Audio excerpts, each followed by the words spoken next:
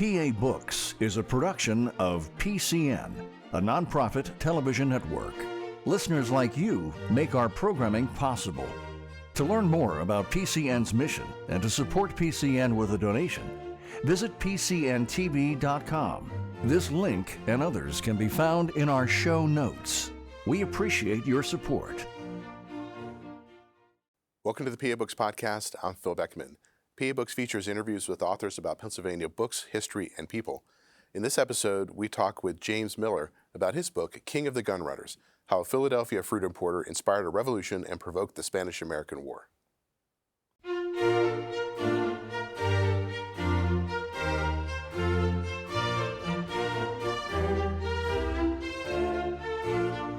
This week on PA Books, Jim Miller, author of King of the Gun Runners. James Miller is the author of King of the Gun Runners, How a Philadelphia Fruit Importer Inspired a Revolution and Provoked the Spanish-American War. Jim, you quote a Pinkerton detective in the book saying Philadelphia was the center of the greatest insurrectionary activity among Cubans in this country in the 1890s. How did Philadelphia become the center of that kind of activity? It's an interesting story, Phil. My protagonist, my hero, I guess, a guy named John D. Hart, was the King of the Gun Runners eventually, the guy that had more boats on the water and more ships and fruit coming in than anybody else. But there was a panic of 1893, which was a Great Depression, the greatest Great Depression until the 1930s. So Hart was losing customers because nobody was working. A lot of people were out of jobs. The railroads were bankrupt. The banks were closing. And so nobody had any money to buy fresh fruit. So Hart's business was declining. But coincidentally, there was a knock on the door one day, and it turned out to be a guy named Emilio Nunez, who was in the Cuban Revolutionary Party. And they were planning a new revolution in Cuba to finally get the Spanish out after 400 years. And it just turned out that Philadelphia had quite a bit to do about running the guns and the people. Actually, the prosecution of Hart later on, which we'll get to, came from a Philadelphia judge named William Butler, who was born in Westchester, and who is prominent at a later part of the story. So there's a lot of Philadelphia in the story. One of the words that appears throughout the book is filibuster. What did that word mean in the 1890s? In the 1890s, a filibuster was somebody who was aiding and abetting the enemy of a sovereign nation. The U.S. and Spain were not at war at the time. They were friendly nations, but Cuba, being an enemy of Spain, if you help Cuba, then you're a filibuster. And the filibusters, which John D. Hart was, the filibusters were the people that violated the U.S. neutrality laws, because if you help the enemy of a friend, then you could go to jail, which eventually happened. Now, John Hart, you say he was importing fruit. How did he get into the fruit importing business? John Hart grew up in Baltimore, and his father had a retail fruit concern, and John grew up going on the ships into the West Indies and picking up the fruit and bringing it back to his father's place of business in Baltimore. His father died when Hart was only 24, so he took over the business, and after a while decided that, hey, there's a bigger market north of Baltimore and obviously Philadelphia. So he moved his operation to Philadelphia in the late 1880s, and he had a very brash personality. He was a big man for the time, over 6 feet, had a big bushy black mustache, and he was a kind of a menacing individual. But he got got work done. He got the job done, and he, after a while, he was the foremost fruit importer in Philadelphia. And this was a time when coconuts, pineapples were popular, obviously, but the big importing fruit was the banana. And it got very popular after the customers were taught that you have to peel it before you eat it. And but anyway, but Hart was big into the banana business until the Panic of 1893. And you're right about the banana shipping business was tough because you had to ship it, get it into port, and sell it fast before the bananas went bad. What kind of challenges did that pose for him? Well, mainly for any of the importers, you had to buy very green bananas because it was a 7 or 8 day voyage from the West Indies into Baltimore or Philadelphia. So you couldn't buy ripe bananas, and so you had to learn when to do that. And that's what John did when he was younger. He was in his teens, and he learned every aspect of the business. Now, one of the key figures in the Cuban Revolutionary Movement was Jose Marti. Who was he? Jose Marti was the man who came up with the idea of, hey, we can overthrow the Spanish. We can kick the Spanish out of Cuba. The Spain had operated in Cuba for over 400 years, and they didn't want to lose Cuba because of all the sugar cane, the tobacco, the coffee, and they taxed the people heavily. And so the people in Cuba were just they were an oppressed people. And there were many revolutions from the time that, even the 100 years previous to Hart. In the early 1800s, there was a revolution. In the middle 1800s, there was a revolution. And there was a huge revolution, a 10-year revolution between 1868 and 1878, called the 10 Years' War, when so many of the Cuban people just gave up because we're never going to kick Spain out, so let's just go north. And so there was a tremendous influx of Cuban people into the United States at that time. In fact, they formed about 30 different Cuban clubs in the around the United States. And when Jose Marti started collecting money and revving up the opposition to Spain, he traveled to all these clubs, told them, hey, look, you dedicate 10% of your income to the cause. We can buy weapons, and then all we have to do is find somebody to ship the weapons to Cuba, to the rebels. So, and that's where John D. Hart comes in. Now, in Cuba, the war was being fought. How was it fought? Was it a guerrilla war? Was it a more traditional style army versus army war? And who were some of the key revolutionary leaders?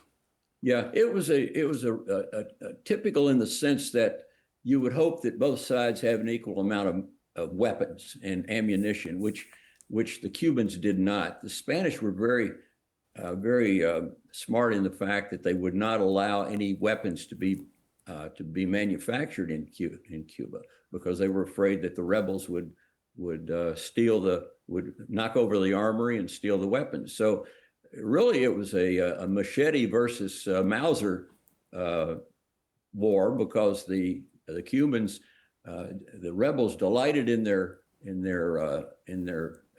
machete charges, but they needed weapons, and that's really where Hart and his other filibusters come in. Take us through like a typical Hart operation from the moment that they would say load up a ship and how They would take it down to Cuba and offload the weapons. Sure. When Hart tried to or started to load up his boats, he had to avoid the Pinkerton detectives because the Spanish minister in Washington had retained the Pinkerton service to try to stop these voyages. Hart was pretty good about it. He had good captains, and they would leave in the dark of night, and they wouldn't ship bananas, or rather weapons to Cuba, to Philadelphia, what they would do they'd always pick an intermediate point, and so they might go down the Delaware into the Chesapeake and pick up weapons there. They would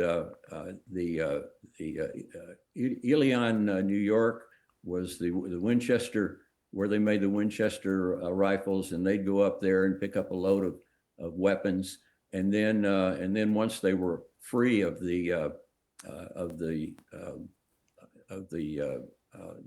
revenue cutter service, which was the predecessor of the Coast Guard, once they were free of those encumbrances, then they'd go to sea and try and hope that the weather was good. Of course, that was before hurricane detection equipment, but he would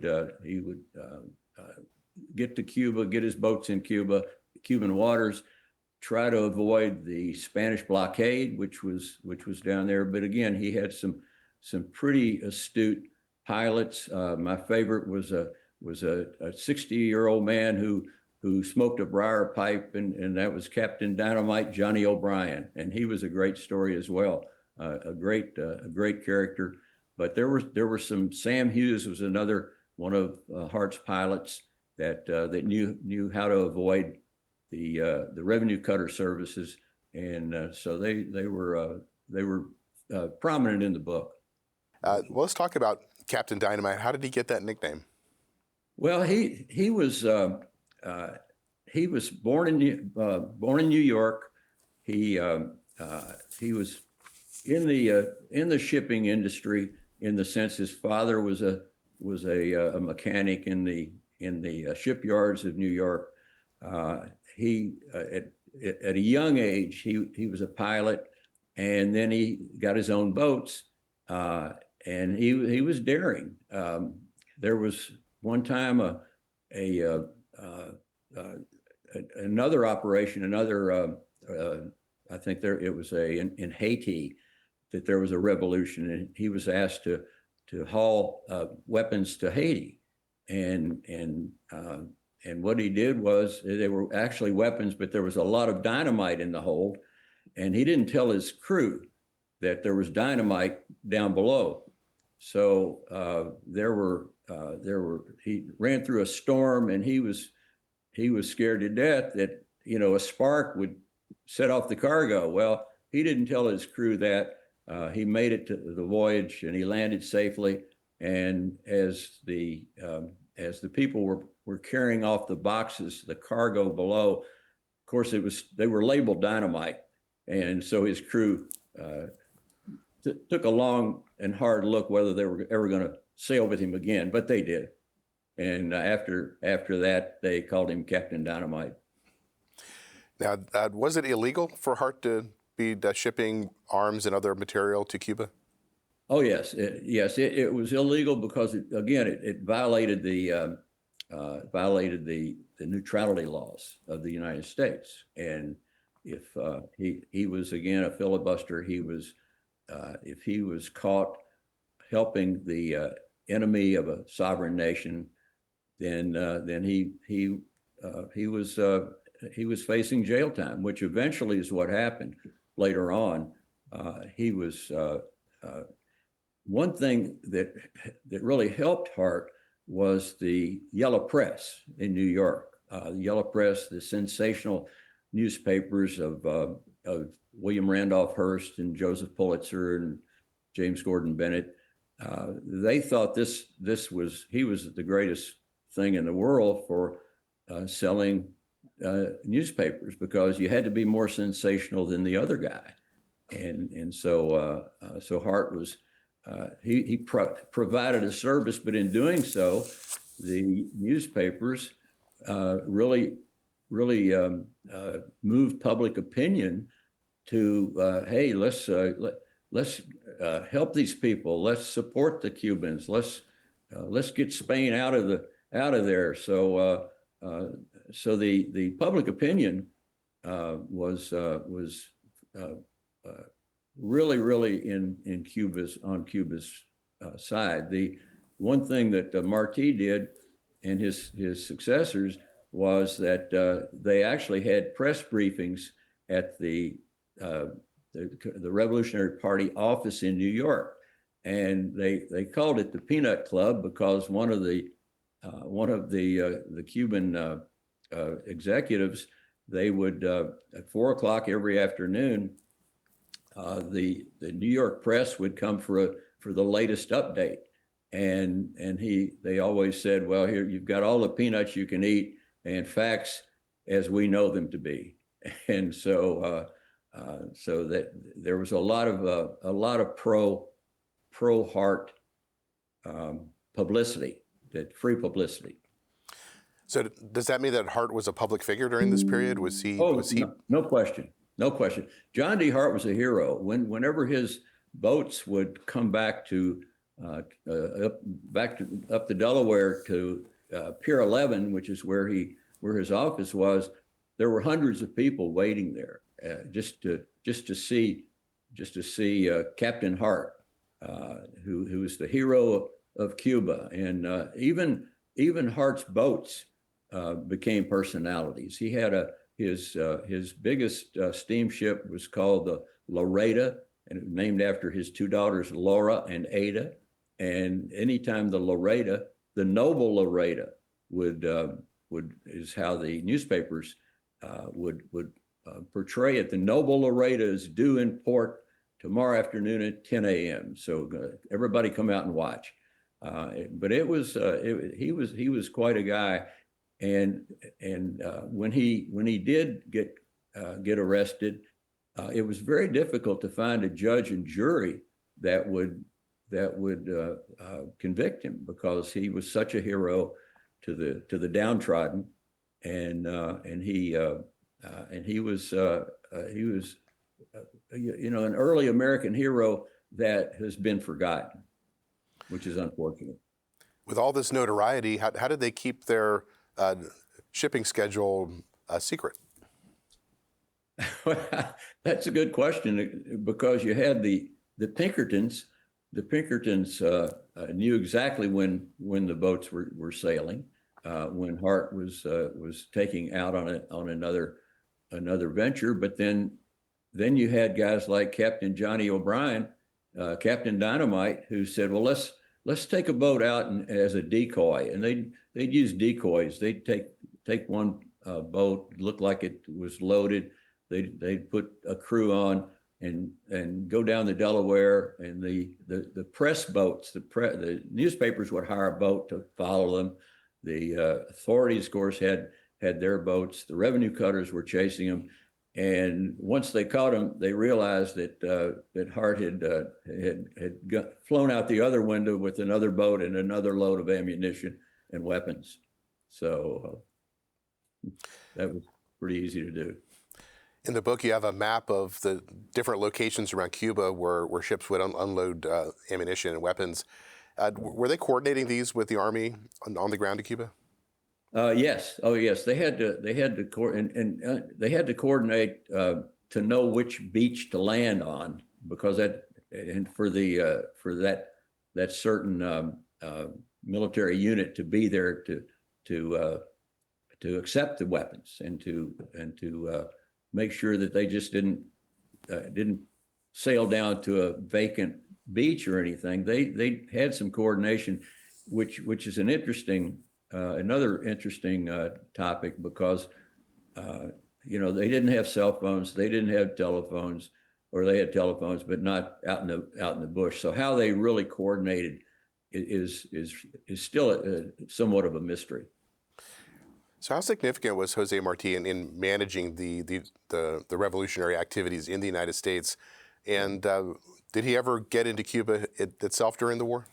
Yeah, Marti decided that he had enough money, he had enough funds to fill up 3 ships with weapons. This was 1895,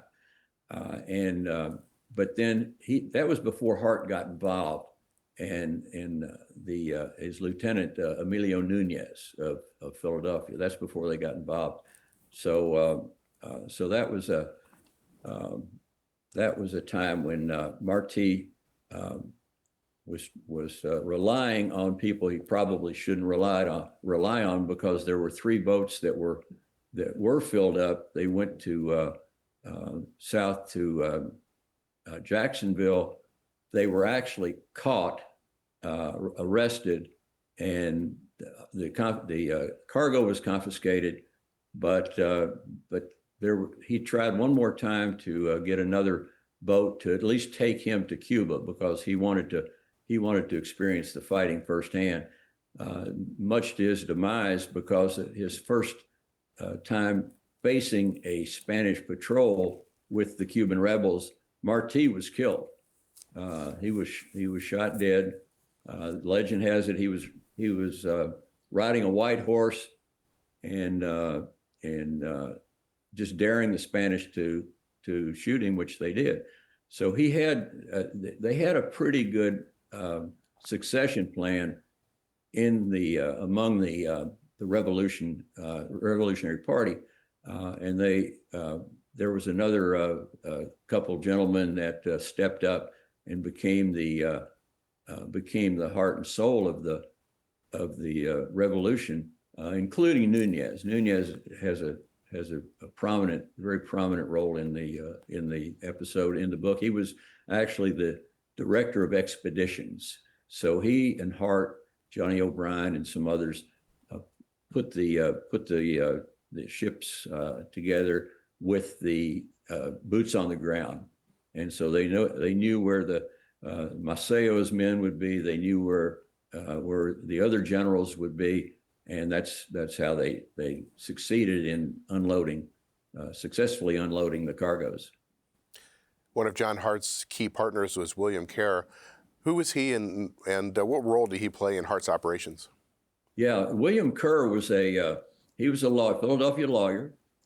He did get a posting in Washington, D.C. So he was a prosecutor in Washington, very prominent attorney, and he's the guy that put Nunez and Hart together. Nunez had married into the Portuondo family, which was very prominent in Philadelphia in those days, and the Portuondos used the William Kerr's law firm. And so when Kerr found out that Nunez needed a boat, hey, Mr. Hart, I've got weapons, I've got a cargo and no boats. You've got boats and no cargo. So let's get together. And Kerr was the guy that put them together. And he became very prominent in the sense that he also was kind of Hart's sounding board. He was a sounding board, and of course, Hart, being as brash as he was and bombastic, Hart rarely listened to him. But Kerr assumed the front man role, and he told Hart at one point, because Hart didn't have a governor on what came out of his mouth, and the press loved him. But then he got into trouble, and Kerr told him, Hart, you worry about the ships, and I'll worry about the publicity and the legal side of it. But Kerr was very prominent. There was certainly a financial interest for Hart in these operations, but what did he feel about the politics of it? Did he support the revolutionary cause? I think he supported it until, as far as him being able to get back on his feet financially. The deal with Nunez was that for every successful expedition that landed in Cuba with guns and ammunition, Hart would get $10,000. Well, in 1895 money, that's pretty good. That's a pretty good haul. And I think at the first involvement, I think Hart's primary goal was to get whole financially. But I think as he went through the process and he saw what good it was doing, I think Hart became very much a pro Cuba advocate. So let's look at the other side of this. Spain had an interest in stopping these shipments. And how involved was Spain in developing an espionage network in the United States? Well, they were very involved. They had their own paid spies in every port, especially the ones that had the large Cuban clubs like Philadelphia. But they also, again, as we said, they hired the Pinkerton Detective Agency, and so the Pinkertons were and I guess still to an extent still are if you're thinking about investigating something, it's almost a joke. Well, you call the Pinkertons. Well, they called the Pinkertons, and Dupuy de Lome was the Spanish ambassador in Washington, and Dupuy de Lome is the one that was getting all the spies. He assembled the Pinkertons. He was camped out on the doorstep of the Secretary of State in the Cleveland administration because he was saying, okay, here's our information.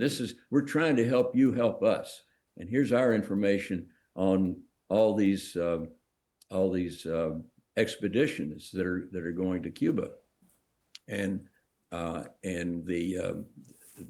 Cleveland administration was not very aggressive at stopping the boats, and that didn't really start until the prosecution didn't really start until President McKinley was elected in 1896. Many of McKinley's supporters and backers were business people who had business interest in Cuba because there's a lot of American money there. They owned sugarcane plantations, they owned tobacco plantations, they owned coffee plantations, and they were just getting killed because of the revolution. The revolution leaders, the generals in Cuba, they imposed what they called a Zafra tax.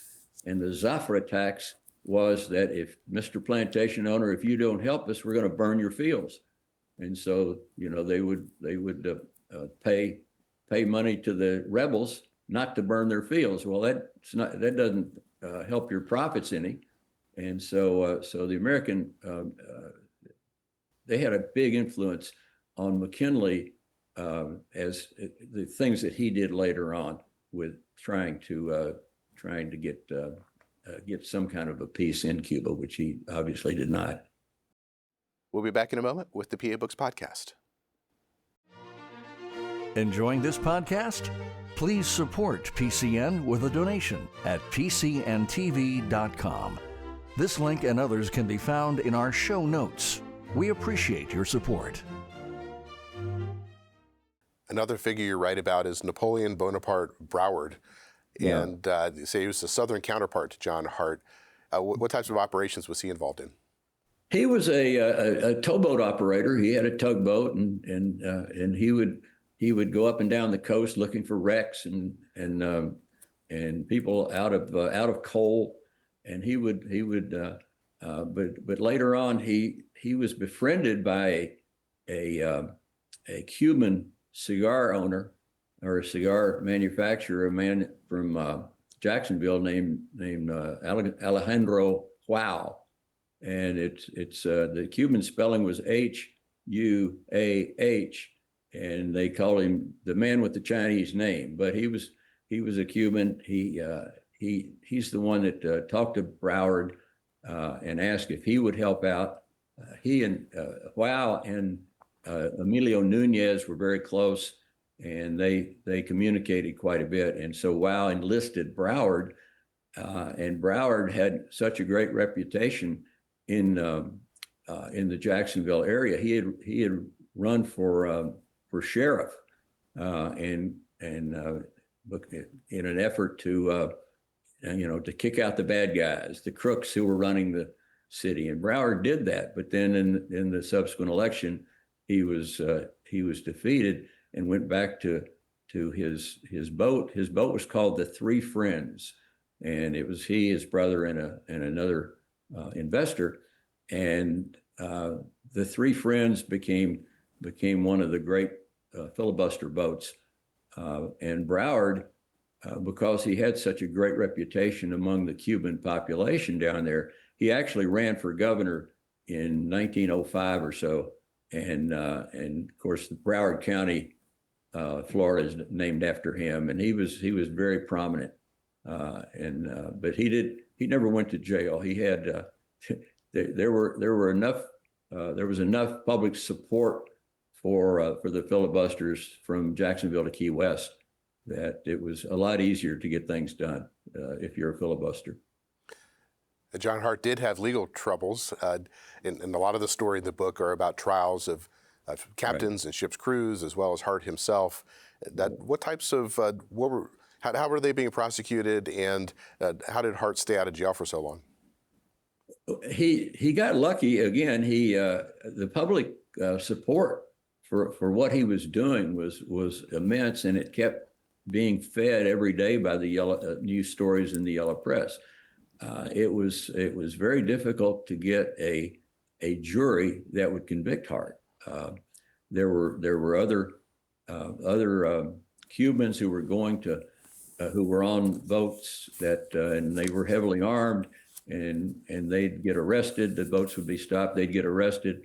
The newspapers would describe these people. You know, you think about people going to scruffy people with guns and everything. Well, they said, oh, these are very well-spoken young men.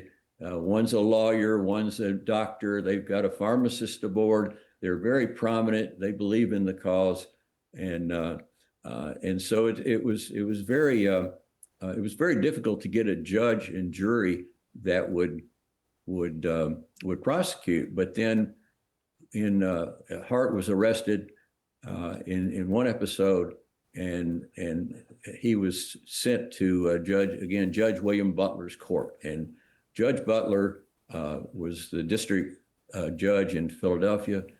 He was a guy that if you listen to the Old West, he was the hanging judge for the filibusters. William Kerr, Hart's attorney, presented Butler with a long list of, here's why you should let Mr. Hart go and why he should not be prosecuted. And Butler said, I don't agree with any of your points. Sit down and let me run this trial, which he did. And then after all the testimony and witnesses, it took Butler about an hour instructing the jury.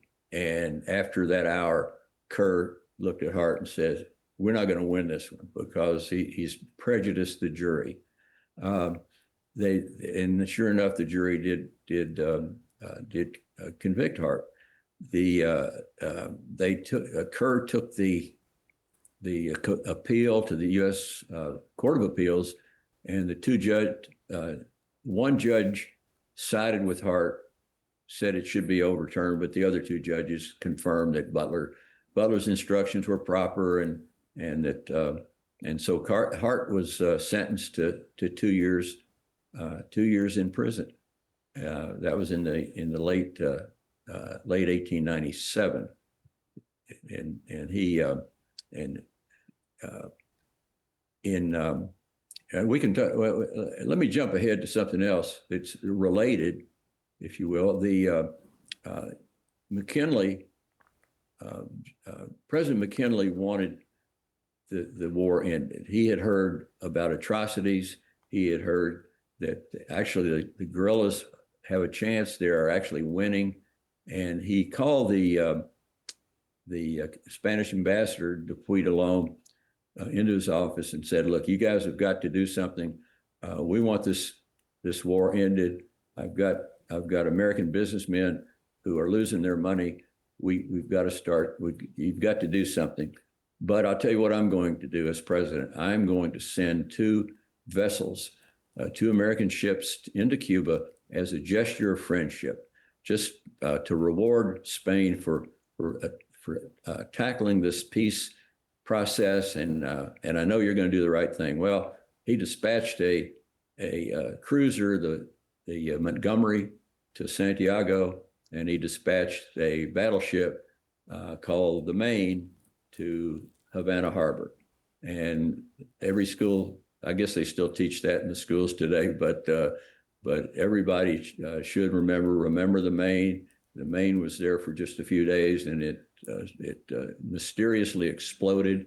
Over 260 American sailors and officers died, and that just told the American public, hey, we're right all along. The newspapers they demanded war, and 8 days after the Maine exploded, John D. Hart went to prison, and the Moyamensing prison in Philly is where they put him. But it was almost after the fact, because John Hart's estranged wife, Kate, actually went to see McKinley and said, "Look, this is my husband was in the right all along, and Ms. Hart, I can't help you now. I'm worrying about a war. I'm preparing for a war." Congress did a poll, and they also agreed that Hart should be freed, but then they were busy too. And then on April 20th, 1898, they passed a resolution to intervene, and that's when the Spanish-American War began. But it took another 4 months before Hart was given a presidential pardon, which he finally was. So during the period that Hart was running these operations, did the financial side of it make sense for him? Was he on solid footing, or was he still struggling? No, that's a good question too, because he was still struggling, because he not only had the prosecution, or actually the prosecution of the Revenue Service, the Revenue Cutter Service, and the Pinkertons. They were making more progress at stopping his ships, and he was eaten up by legal fees. Now, of course, he was in court. There were other of course, his captains would be prosecuted with him, and apart from him in some cases. But at one point, he came into Bill Kerr, his lawyer, and said, "I'm done with this. I have no money.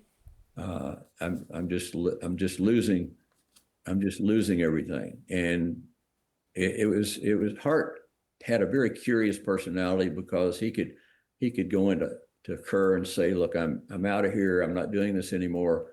And the next day there'd be a positive story written about the heroic Captain Hart, and he was right back in the middle of it. So he was ready to go, but financially he never recovered. Captain Wyborg was one of the captains of his ships who made some efforts down there, but also ended up in legal trouble. What happened to him? Yeah, Captain Wyborg, again, he was arrested for violating the neutrality laws. He was also in Judge Butler's court, and he also went to jail. He was paroled he was paroled after a while, but he was another man that was prosecuted and probably shouldn't have been, but he was a lot of the legal precedents that Hart was through Judge Butler, Hart was accused of. The precedents began with the prosecution of Wyborg, and but again, he was later released, and while Hart was still in prison. In Cuba, Spain appointed Valeriano Weyler as their leader on site. How did he approach the revolutionary movement? Well, he had been in Cuba before as the governor, and when the outgoing governor, Spanish governor, heard that Weyler was coming back to town, he made a statement that even the bodies will rise up in opposition to Weyler. Weyler was called the Butcher, and he did not. There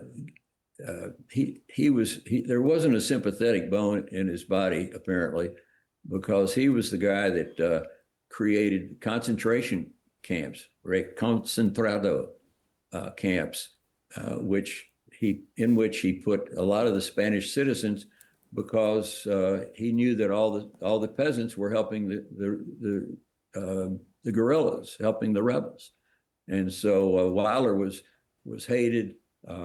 There were stories that there were buzzards flying over the concentration camps, and the Cuban rebels called them, well, there are Weyler's chickens out flying again, because everybody accused Weyler of atrocities, starving people, and there were hundreds and thousands of people in these cities, Cardenas particularly, that the population was just disintegrating because they didn't have food, they didn't have any means of support, and Weyler was given most of the blame for that. With the popularity of the revolutionary movement throughout the United States, there were American volunteers who were going there to fight, and you write that in the book that to go to Cuba seems to have become a mania, and the scent of war was strong in the nostrils of young American males. How are they getting into Cuba? Well, they would actually hitch a ride on Hart's boats. They would, and they knew that Bill Kerr was Hart's attorney, so there were letters that would go to Mr. Kerr's office. They would actually send letters to Emilio Nunez requesting that we want to go and fight for Cuba, but the Revolutionary Party was resisting a lot of this because they saw these young people as this is something cool to do. Let's go fight. Our grandfathers, our fathers, and our uncles, they fought in the Civil War, but we haven't had anything for 30 years to really sink our teeth into. So let's go fight. And so they did when they could get an opportunity. But there was some resistance that in the Cuban Party that these guys are looking for a thrill. They're not really looking to help us get independence. But there were some Americans. There was a famous football halfback that had played for Yale, and he wanted to go to Cuba and fight, and so some of the volunteers were actually trained as artillery officers, and so they were sent to Cuba to man the artillery, the rebel artillery, and one in particular, he was sighting a weapon. His spotter was a guy named Frederick Funston, who became a general, a famous general in the World War I. But Funston was his spotter, and the officer said, "Okay, I think that will do." And just then they heard a thud, and a sniper 1,000 yards away killed him. So, it was fun as long as it lasted. But then once the reality of war hit, then it became a little bit less than they had bargained for. And there was a group or a couple of fraternity brothers at the Johns Hopkins University in Baltimore who wanted to go to Cuba and fight. And so they show up. They climbed off of one of Hart's boats and show up, and they report to the Cuban commander, and he's not so convinced that these guys are what they say they are, because in this area, and this was Eastern Cuba, where there were more black fighters than whites, and they said that for a young white American to be here and asking to fight, he's either stupid or a spy. And so the first thing the commander did was he pulled the fraternity pins, which these two guys still wore on their sweaters. He pulled the pins off and he put them in his pocket, and I think they kept them around until they found another unit that had more white soldiers, and they joined that unit. But the racial makeup of the Cuban people at that time was basically 50-50, black versus white. The Maceo brothers were they called them the Bronze Titans. They were the black generals.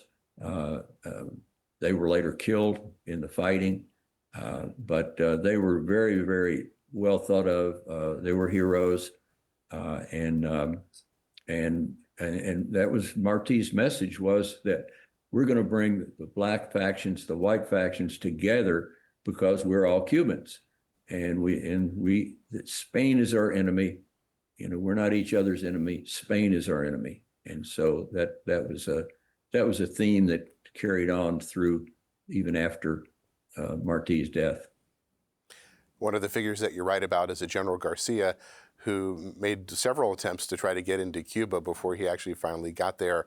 Who was he, and why was it so difficult for him to get to the island? Yeah, Calixto Garcia. He was one of the old timers. He had fought in the 10 Years' War of 1868, 1878, and he had after the war in 78, he left and settled in France, and just was watching from afar. But finally, he realized that once the rebels had started the war again, he needed to go back to Cuba, and so he went from France to New York, and he kept waiting he kept demanding that the party send him immediately. Well, everybody was watching for the next boat. Hart put him on one ship, and the ship sunk. Garcia was very lucky that he survived, but his son, who was with him, said that it was a poorly handled mission. It was the boat was about to fall through and sink anyway, and they shouldn't have done this. And anyway, long story short, there were two other attempts, but finally on the third attempt, Captain Dynamite Johnny O'Brien took over and told John D. Hart and Nunez. He said, "I'll get him there," and he did. He knew some back alleys that he took with his boat, and he delivered Garcia to Cuba. How did you discover the story of John Hart and these filibusters? Well, it's interesting. I had written a novel set in the 1890s, and the hero was a 15-year-old boy who wanted to be a newspaper guy, and it's my old newspaper training. He wanted to be a newspaper guy, but his father was he was a printer, and he was the head of the printers union, and he said, "No, you can't do that. The reporters are disreputable bunch, and you need a good trade." Well, that book placed in the top 5 of a big competition in New Orleans, where we live, and an agent from New York saw it and really liked it. So we signed a 2-year contract, and man, you get a big New York agent. Where do you go next? And so I figured, well, I'll take my 15-year-old hero in 1894 into the Spanish-American War. And so I started researching the Spanish-American War. And being an old newspaper guy, the best research to me is always the old newspapers. So I went to the libraries and the archives and Library of Congress and was researching that. But this name kept coming up. Captain Hart, Captain Hart's vessels. The Noble Loretta is back in port in Philly, and Captain Hart's at the helm. And I'd never heard of this guy before. And so I started researching it and and there wasn't a whole lot out there. A friend of mine in Baltimore did some research in the Pratt Library and census records, and he found John D. Hart's great-great-granddaughters still living in the Baltimore area. So I got in touch with them. Oh, actually, one's in the Gettysburg area now, but the other one is still in Baltimore. And they had pictures of Hart and his family. They had pictures of Pier 11. They had photos of the pardon that William McKinley actually pardoned Hart later. And so this was just too good to be true. So I just shifted off the sequel and started researching this. It's a good thing because my high-powered New York agent couldn't find a home for my novel. So anyway, but I think it worked out. Now, you mentioned that you had never heard of Hart, but at the time he was a very prominent public figure who had a lot of visibility. What happened to him? Did he, or his reputation and the memory of him? What happened to Hart? It was the question is, why don't we know anything about John Hart today? Why isn't he in the history books? And that's a great question. And the answer is kind of a short and sad one. After Hart was pardoned, and after the war ended, and President McKinley signed a treaty, or forced Spain to a treaty where the United States now was a global empire. They took over. They got the rights to the Philippine Islands and Puerto Rico and Guam, and they actually annexed Hawaii at that time as well.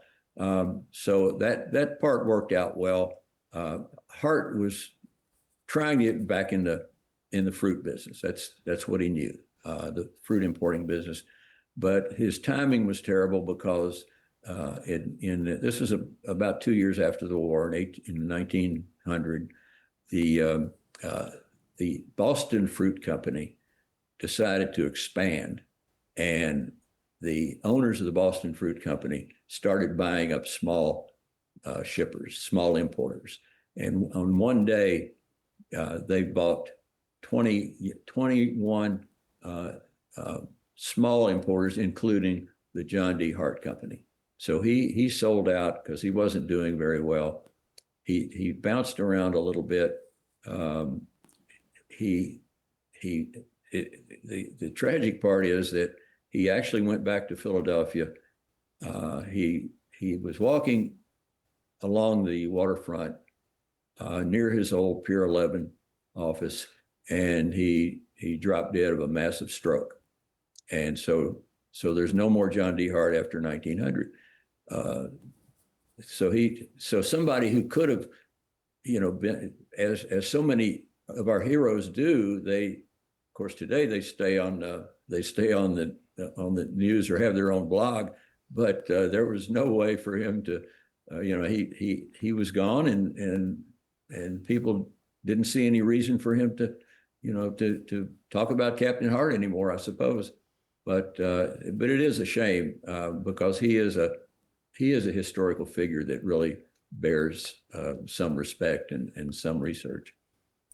We've been speaking with James Miller. He is the author of King of the Gun Runners, How a Philadelphia Fruit Importer Inspired a Revolution and Provoked the Spanish-American War. Jim, thanks for joining me.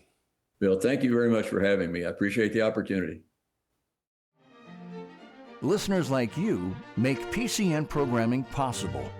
Full episodes of PA Books, as well as other PCN programs, are available to stream with the PCN Select app.